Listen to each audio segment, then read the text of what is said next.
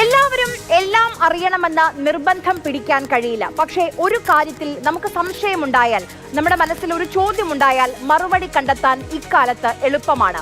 പ്രത്യേകിച്ച് മാധ്യമങ്ങൾക്ക് വിദഗ്ധ അഭിപ്രായം തേടുക എളുപ്പമാണ് ഈ സാങ്കേതികത യുഗത്തിൽ. എനിക്ക് സിവിൽ എഞ്ചിനീയറിംഗ് അറിയില്ല, അപ്പോൾ എനിക്ക് എന്ത് ചെയ്യാൻ കഴിയും? വസ്തുത അന്വേഷിക്കാം, ഇതേക്കുറിച്ച് അറിയുന്നവരോട് ചോദിക്കാം. ഞാൻ ചോദിച്ചു, കേൾക്കാം. സംസാരിക്കുന്നത് വിപിൻ ദാസ് നെല്ലിക്കോട്ടാണ്. സ്ട്രക്ചറൽ എഞ്ചിനീയറിംഗിൽ എംടെക് ഉണ്ട്. ഇപ്പോൾ ഏഷ്യൻ പെയിന്റ്സിൽ വാട്ടർ പ്രൂഫിംഗിൽ സെയിൽസ് എഞ്ചിനീയർ ആണ്. അവിടെ ഇപ്പോൾ ഉണ്ടായിട്ടുള്ളത് സ്ട്രക്ചറൽ ക്രാക്ക് ആണോ നോൺ സ്ട്രക്ചറൽ ക്രാക്ക് ആണോ എന്നുള്ളതാണ് പ്രധാന വിഷയം. അവിടെ ഉണ്ടായിട്ടുള്ളത് ഒരു സ്ട്രക്ചറൽ ക്രാക്ക് അല്ല. നമ്മൾ ULCCSന്റെ ഭാഗത്തു നിന്നുള്ള വീഡിയോസ് കാര്യങ്ങളൊക്കെ കണ്ടായിരുന്നു.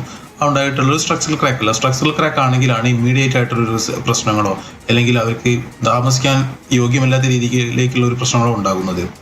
അതേസമയം ഇതൊരു നോൺ സ്ട്രക്ചറൽ ക്രാക്ക് ആണ്. അത് സിവിയർ ആണോ എന്ന് ചോദിച്ചാൽ സിവിയർ ആണെന്ന് പറയാം, നമുക്ക് സിവിയർ അല്ല എന്ന് പറയാം. രണ്ട് രീതിക്കാണ് അത് നമുക്ക് എടുക്കാൻ പറ്റുന്നത്. കാരണം സിവിയർ ആണെന്ന് പറയാനുള്ള റീസൺ എന്താണെന്ന് വെച്ചാൽ അത് അറ്റൻഡ് ചെയ്യാതെ പോകുകയാണെങ്കിൽ അത് തീർച്ചയായിട്ടും ഭാവിയിൽ ഒരു ഫ്യൂച്ചർ ഇഷ്യൂ വരും. കാരണം അതിലൂടെ ഇറങ്ങുന്ന ആ ക്രാക്കിലൂടെ ഇറങ്ങുന്ന വെള്ളം നമ്മുടെ റെയിൻഫോഴ്സ്മെന്റ് ആയിട്ട് ടച്ചായി അത് കൊറോഡായിട്ട് അത് ഫ്യൂച്ചറിൽ നമ്മുടെ കോൺക്രീറ്റ് പൊളിഞ്ഞിളകാനും അതുപോലെ തന്നെ സ്ട്രെങ്ത് ലോസിനും ബിൽഡിങ്ങിന് ബുദ്ധിമുട്ടുകൾ ഉണ്ടാക്കിയേക്കാം. അതേസമയം നമ്മൾ ഈ ക്രാക്കിനെ പ്രോപ്പറായിട്ട് അറ്റൻഡ് ചെയ്ത് പോവുകയാണെങ്കിൽ ആ ഒരു ഇഷ്യൂ ഉണ്ടാകത്തുമില്ല. ഇപ്പോൾ അവിടെ സംഭവിച്ചിട്ടുള്ള അവിടെ പ്രീപോണ്ടിങ് ചെയ്യുമ്പോഴാണ് ഈ ഒരു ക്രാക്ക് കണ്ടുപിടിക്കുന്നത്. അത് പറഞ്ഞാൽ സ്റ്റാൻഡേർഡായിട്ട് ഫോളോ ചെയ്യുന്ന ഒരു പ്രൊസീജിയറിന്റെ ഭാഗം മാത്രമാണ് ഈ പ്രീപോണ്ടിങ് ടെസ്റ്റ് എന്ന് പറയുന്നത്.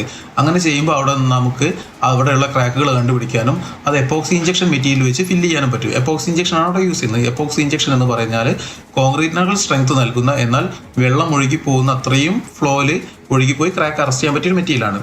അങ്ങനെ ആകുമ്പോൾ എന്ത് സംഭവിക്കും? ഈ ക്രാക്കുകളെല്ലാം നമുക്ക് അറസ്റ്റ് ചെയ്തെടുക്കാനും പറ്റും, അതിലൂടെ വെള്ളം ഇറങ്ങുന്നത് കംപ്ലീറ്റ് ആയിട്ട് നിർത്താനും പറ്റും.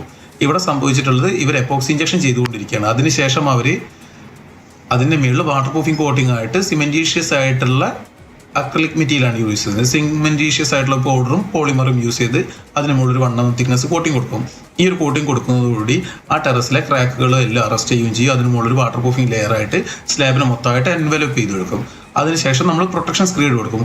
അത് പലരും പറഞ്ഞുകൊണ്ട് പ്രൊട്ടക്ഷൻ സ്ക്രീഡ് കൊടുക്കുന്നത് ഇപ്പോഴത്തെ കോൺക്രീറ്റിന് സ്ട്രെങ്ത് ഇല്ലാത്തത് കൊണ്ട് വീണ്ടും കോൺക്രീറ്റ് ചെയ്യുകയാണെന്ന്. ആക്ച്വലി അത് അങ്ങനെയല്ല, അതൊരു തെറ്റിദ്ധാരണയാണ്.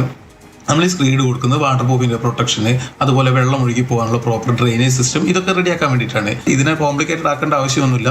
നിങ്ങളെ ലൈഫായിട്ട് അഫക്ട് ചെയ്യാൻ പോകുന്ന ഒരു വിഷയമായിട്ട് നിങ്ങൾ കാണേണ്ടതുമില്ല. ഇത് പ്രോപ്പറായിട്ട് അറസ്റ്റ് ചെയ്ത് കഴിഞ്ഞാൽ നിങ്ങൾക്ക് ഫ്യൂച്ചർ ഒരു ഇഷ്യൂ ഉണ്ടാവാനും പോകുന്നില്ല.